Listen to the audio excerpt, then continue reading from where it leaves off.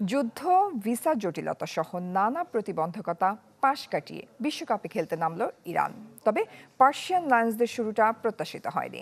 র্যাঙ্কিংয়ে ৫৯ ধাপ পিছিয়ে থাকা নিউজিল্যান্ডের বিপক্ষে দুইবার পিছিয়ে পড়ে ড্র ২-২ গোলে।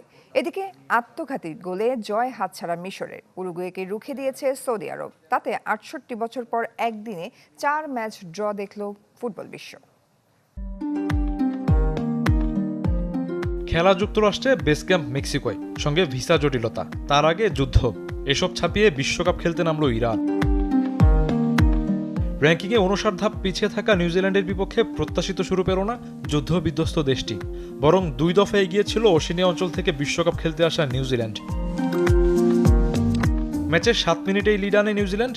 গোল করেন এলিজা জাস্ট। প্রথমার্ধ অবশ্য সমতায় ফেরে ইরান রামিন রেজায়ানের গোলে। তৃতীয়ার্ধের শুরুর দিকে জোড়াপূর্ণ করেন জাস্ট। পিছিয়ে পড়ে ইরান, যদিও ১০ মিনিট পর আবারও সমতায় ফিরে মোহাম্মদ মোহিবির গোলে। শেষ পর্যন্ত আর গোল না হলে ড্র নিয়ে মাঠ ছাড়ে দুদল। তার আগের ৩ ম্যাচও শেষ হয়েছে অমীমাংসিতভাবে। সাবেক চ্যাম্পিয়ন উরুগুয়ে ম্যাচের ৭৯ মিনিট পর্যন্ত পিছিয়ে ছিল সৌদি আরবের বিপক্ষে। আরাউহোর গোলে শেষ রক্ষা হয় লাতিন দেশটির।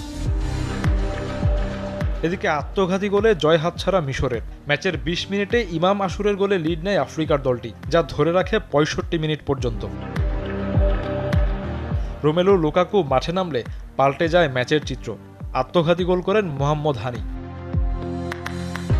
একদিনে ৪ ম্যাচ ড্র হওয়ার ঘটনা এবারই প্রথম নয়। এর আগে ৪ ম্যাচ ড্র হয়েছিল ৬৮ বছর আগে, ১৯৫৮ সালে সুইডেন বিশ্বকাপে। Shafiuddin Shawon, channel 24। Colgate Max ফ্রেশে আছে আইসি কুলিং ক্রিস্টালস, যা দেয় ম্যাক্সিমাম ফ্রেশনেস সহ কোলগেট ম্যাক্স ফ্রেশ।